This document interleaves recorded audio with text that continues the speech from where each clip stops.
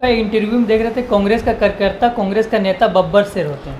हाँ। अब बोल रहे थे, लेकिन आज ही का एक न्यूज़ है जिसमें कांग्रेस को छोड़ करके चली गई बीजेपी में।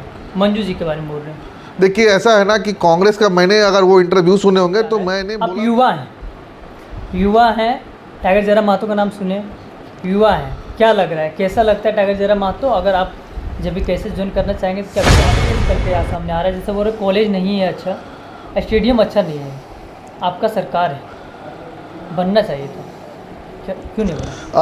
आपको बता दें कि गिरिडीह से क्या कांग्रेस के प्रत्याशी होंगे ऋषिकेश मिश्रा? आइए जानकारी लेने प्रयास करते हैं। गिरिडीह में क्या बदलाव देखने को मिलेगा? क्या यहाँ पे कांग्रेस का रहेगा एक अलग खेला?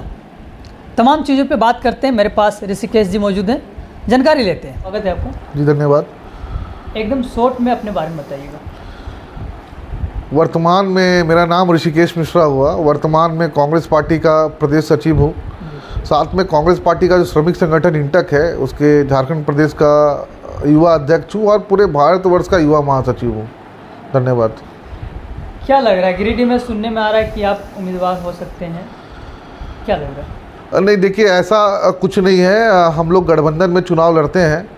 अगर पार्टी उम्मीदवार बनाएगा तो उम्मीदवार हो सकते हैं। ये कांग्रेस पार्टी पे हम लोग कांग्रेस पार्टी के सिपाही है और पार्टी अगर टिकट देगा तो चुनाव लड़ेंगे, या पार्टी जिस किसी को भी टिकट देगा, या तो कांग्रेस पार्टी का उम्मीदवार हो या गठबंधन का उम्मीदवार हो, उसको लोग चुनाव जितवा करके विधानसभा भेजने का काम करेंगे। अगर आपको टिकट मिलता है तो मुख्य रूप से गिरिडीह में क्या बदलाव कीजिएगा? दो काम। देखिए मेरा प्रमुख उद्देश्य होगा ना गिरिडीह में उद्योग का स्थापना करना, बड़ा उद्योग का।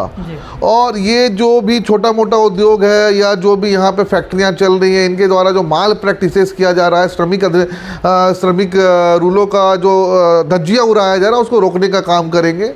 और उद्योग का स्थापना करके यहाँ के जो बेरोजगार युवा हैं, जो ऐसे युवा हैं जो बाहर जा कर के काम कर रहे हैं, उनको उस उद्योग के माध्यम से रोजगार देने का काम करेंगे।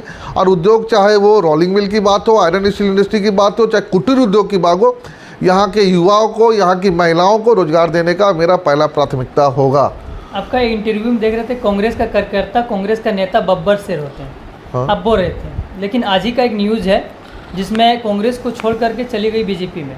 मंजू जी के बारे में बोल रहे हैं। देखिए ऐसा है ना कि कांग्रेस का मैंने अगर वो इंटरव्यू सुने होंगे तो मैंने बोला था कि जिसका बाप कांग्रेस में था, जिसका दादा कांग्रेस में था, वो कार्यकर्ता बब्बर शेर होते हैं। जो कांग्रेसी जनसंघ से आ गया वो कांग्रेसी तो जनसंघी है, वो आरएसएस से आया हुआ है। आरएसएस का आदमी कभी कांग्रेस का कार्यकर्ता नहीं हो सकता है, ठीक है। और वो तो जो हमारी पार्टी से गई हैं, उनके फादर जो थे वो विधायक रहे हुए हैं, सम्माननीय हैं जनसंघ से। कांग्रेस का एक एक कार्यकर्ता बब्बर शेर होता है और हमारे नेता राहुल जी का भी मानना है कि कांग्रेस का एक कार्यकर्ता बब्बर शेर होता है। आप देखेंगे कि जहाँ पे भी जो कांग्रेस का कार्यकर्ता है वो कांग्रेस का कार्यकर्ता कभी पार्टी को छोड़ करके नहीं गया। आज कांग्रेस कार्यकर्ता का दिन था कि आज हम लोग का वर्तमान विधायक जो है महागठबंधन का है। अब देखेंगे उसके बाद नगर निगम का चुनाव हुआ, उसके पहले हुआ, उसमें भी गिरिडीह में कांग्रेस पार्टी 20,000 से ज़्यादा वोट लाया। अन्य पार्टी जो था, जो हमारे गठबंधन में था, उनको 10,000 का वोट नहीं मिला।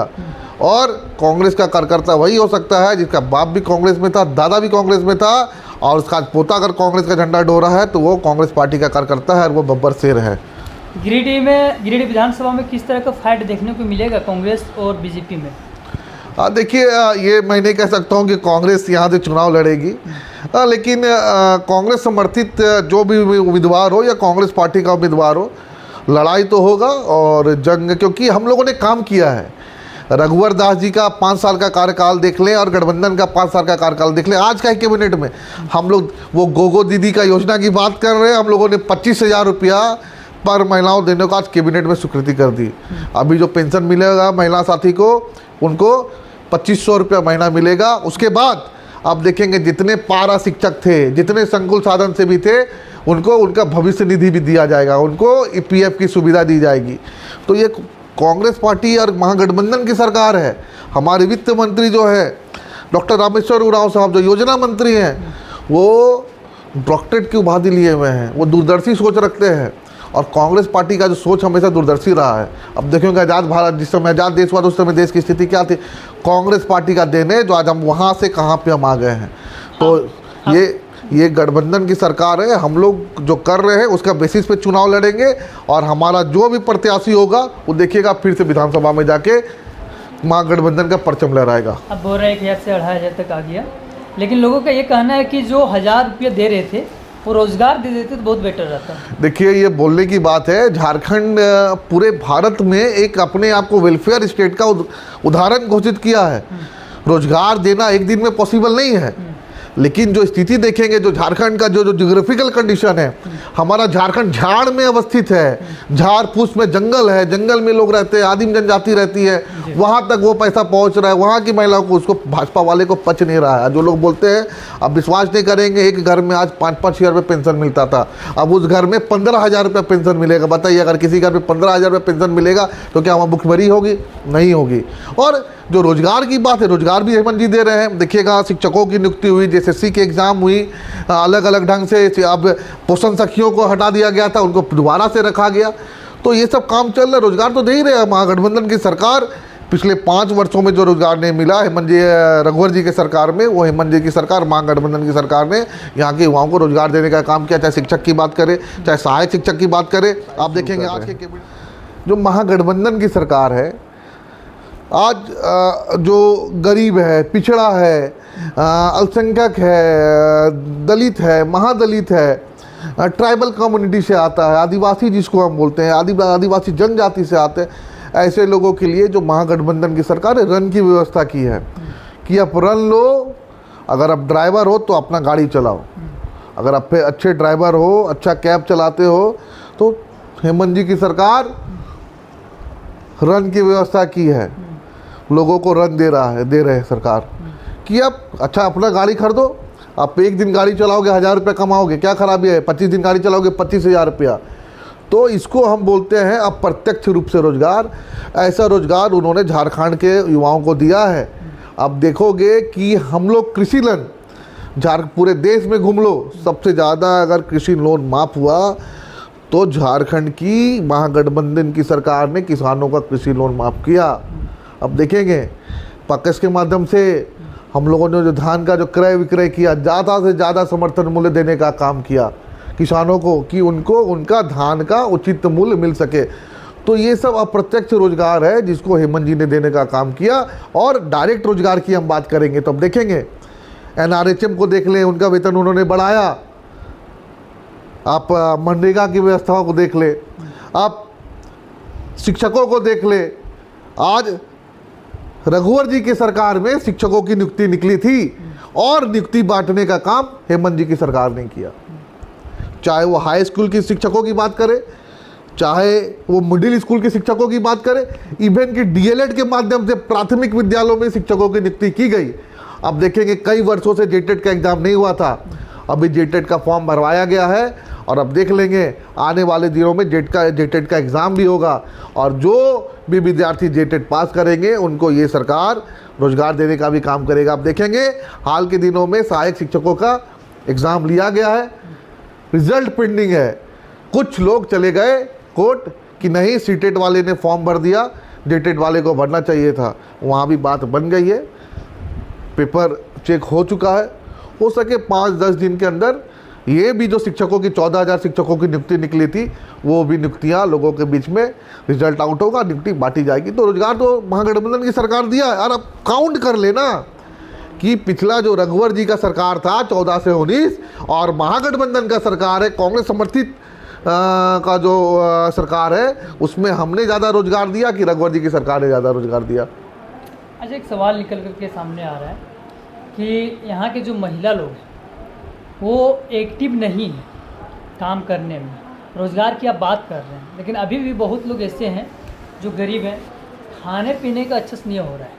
इस पर क्या कहना है? क्योंकि ग्राउंड रिपोर्ट कर रहे थे तो महिला लोग का बहुत सारा समस्या देखिए ऐसा है कि झारखंड सरकार में ग्रामीण विकास के अंदर JSLPS के माध्यम से ये सरकार ने जितने भी SHG सेल्फ हेल्प ग्रुप है उसको मान्यता दिया और JSLPS के माध्यम से जो भी SHG सेल्फ हेल्प ग्रुप है, जो महिलाओं का स्वयं सेवा सहायता समूह है, उसको सरकार ने अपने साथ जोड़ने का काम किया। और जोड़ने के साथ अब चल जाइए DC ऑफिस, गिरिडीह का उपायुक्त कर, कोडरमा का उपायुक्त, किसी भी जिला का आप उपायुक्त कार्यालय चल जाइए, जाके देखिए वहाँ पे JSLPS का जो हमारी माएँ बहनें हैं उनके द्वारा जो अचार बनाया गया, उनके द्वारा जो पापड़ बनाया गया, उनके द्वारा जो बड़ी बनाया गया, उसको बेचने का काम सरकार कर रही है और उनको अप्रत्यक्ष रूप से भी सरकार ने रोजगार दिया है। रहा बात कि खाने पीने का दिक्कत हो रहा है, तो आपको मालूम होगा कि राज्य सरकार, केंद्र ने झारखंड का जो हक का पैसा था बंद करके रखा है। सुप्रीम कोर्ट बोला केंद्र सरकार को कि झारखंड का जो भी पैसा है 1,72,000 या 65,000 करोड़ रुपया है, एक्यूरेट राशि मैं नहीं बता पाऊंगा, वो राशि देने को कहा, लेकिन केंद्र ने आज तक वो राशि आवंटित नहीं किया। उसके बावजूद भी जो राज्य सरकार है, हर परिवार में हर पारिवारिक सदस्य जिसका नाम PH कार्ड में या एज कार्ड में है या ग्रीन कार्ड में है, उनको 4 किलो चावल, 1 किलो गेहूं और 1 किलो दाल देने का काम कर रही है। साथ में धोती और साड़ी देने का भी काम ये महागठबंधन सरकार ने किया। हो सके कि जो महिलाओं का शिकायत है वो छूट गई होंगी, अगर वैसी महिलाएं आपके संपर्क में हैं तो हमारे पास लेकर के आइए, हम लोग DSO के माध्यम से उनके परिवार का नाम कार्ड में जुड़वाने का काम करेंगे और उनको भी जो भी राज्य सरकार का योजना है उसका लाभ उनको मिल सके, उसका काम शिक्षा करें। का ग्राउंड रिपोर्ट किए यहाँ पे एजुकेशन को लेकर के कुछ स्कूलों में गए तो देखें कि बहुत ही ज़्यादा कमी है, टीचर एक्टिव नहीं है। देखिए उसके पीछे का रीज़न क्या है कि शिक्षकों की नियुक्तियाँ हुई नहीं।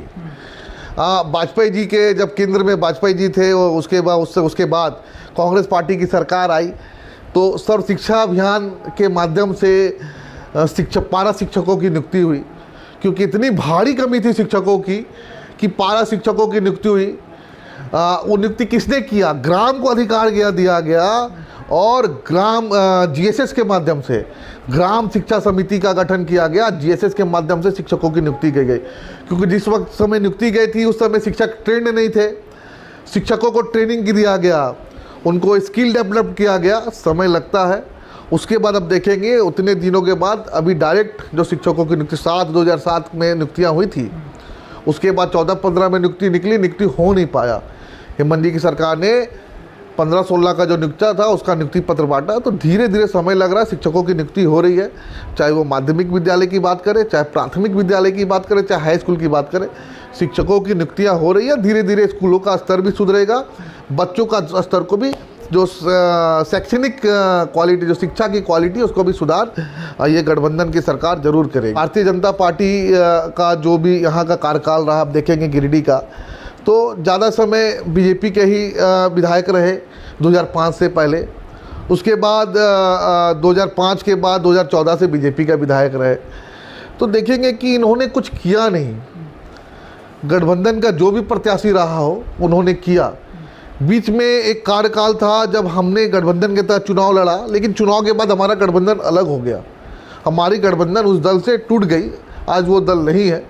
लेकिन उनके द्वारा भी गिरिडीह में कुछ किया नहीं। अब देखेंगे गिरिडीह में एक भी स्टेडियम है युवाओं के लिए नहीं है, राज्य स्तर का स्टेडियम नहीं है, राज्य स्तर का ट्रेनिंग सेंटर नहीं है। अब देखेंगे यहाँ पे राज्य स्तर का टेक्निकल कॉलेज नहीं है, यहाँ के बच्चे बाहर पढ़ने को जाते हैं। या राज्य स्तर का मेडिकल कॉलेज नहीं, मेडिकल छोड़ो, नर्सिंग कॉलेज खोला वो भी रेगुलर नहीं है, जिस तरह की सुविधाएं होनी चाहिए। तो हमारा कोशिश होगा, और यहाँ पे दूर की बात, यहाँ पे जो कॉलेज है, मैंने काफ़ी लड़ाई हम लोगों ने लड़ा, तो 5 विषयों में स्नातकोत्तर की पढ़ाई शुरू हुई, उसके अलावा पढ़ाई शुरू नहीं हुई। तो हमारा कोशिश होगा यहाँ पे शैक्षणिक व्यवस्था को सुधारना, और सारी चीज़ों को लेकर मैं यहाँ के जो जनता है उनके बीच जाऊँगा, और जनता को लगेगा नहीं कि है तो लड़ाई होगी, बाकी यहाँ की जनता डिसाइड करेगी। जनता सर्वप्रिय है, जनता को अच्छा लगेगा तो ठीक है, नहीं लगेगा तो ठीक है। सवाल ये निकल के यहाँ सामने आ रहा है, जैसे बोल रहे कॉलेज नहीं है अच्छा, स्टेडियम अच्छा नहीं है, आपका सरकार है, बनना चाहिए था, क्या क्यों नहीं बना? आपको बता दें कि हम लोगों ने कि यहाँ पे, ठीक है ना, अब हम लोगों ने कोशिश किया, और गिरिडीह प्रखंड में ही एक राज्य स्तरीय ओलंपिक और फुटबॉल स्टेडियम बनने जा रहा है। गिरिडीह में ही राज्य स्तरीय ओलंपिक का स्टेडियम भी होगा और फुटबॉल का स्टेडियम भी होगा। हम लोगों ने कोशिश किया और कांग्रेस पार्टी ने कोशिश किया, और वो बनने जा रहा है। करहरबाड़ी में हो सके आने वाले दिनों में वो स्टेडियम बने, और एक छोटा सा मिनी स्टेडियम भी मिल चुका है गिरिडीह में ही एक प्रखंड को। आने वाले समय में वो भी आपको पता चल जाएगा अखबार के माध्यम से कहाँ पे वो मिनी स्टेडियम बन रहा है। अच्छा, एक सवाल निकल करके सामने ये भी आ रहा है, आप युवा हैं, टाइगर जयराम महतो का नाम सुने, युवा हैं, क्या लग रहा है, कैसा लगता है टाइगर जयराम महतो? अगर आप जब भी कैसे ज्वाइन करना चाहेंगे तो क्या विचार रहेगा आपका? देखिए, जयराम महतो जी अच्छे युवा हैं, उनकी सोच भी अच्छी है, विचारधारा भी अच्छी है और मैं उनसे प्रभावित भी रहता हूँ। लेकिन जो आइडियोलॉजी है, जो भारत का संविधान की हम बात करते हैं, उस संविधान पे हर बातें खड़ा नहीं उतरती। देखिए, कांग्रेस पार्टी एक ऐसा पार्टी देश में है जो सर्वधर्म, सब जात, सर्व वेद, सब लैंग्वेज, सब भाषा को लेकर के चलता है। कांग्रेस पार्टी ही है। हर जाति को लेकर हम चलते हैं, हर रिलीजन को लेकर के चलते हैं और मुझे नहीं लगता है कि इस देश में और कोई पार्टी लेके चलता है। और हम लोग गांधीयन आइडियोलॉजी पे चलते हैं, जो गांधी जी की विचारधारा है, बापू की विचारधारा है, उसको लेकर के चलते हैं। जयराम जी छोटे भाई हैं, हमसे अच्छा संबंध है, वो राजनीति कर रहे हैं और लोकतंत्र की खूबसूरती है, सभी लोगों को अधिकार दिया गया, राजनीतिक पार्टी बनाए, चुनाव लड़े, विधायक सांसद बनाए और इस लोकतंत्र को और मजबूत करें। तो जयराम जी को मैं बधाई देता हूँ, शुभकामना देता हूँ कि जिस तरह से वो काम कर रहे हैं, अच्छा काम कर रहे हैं, भविष्य में भी अच्छा काम करते रहे।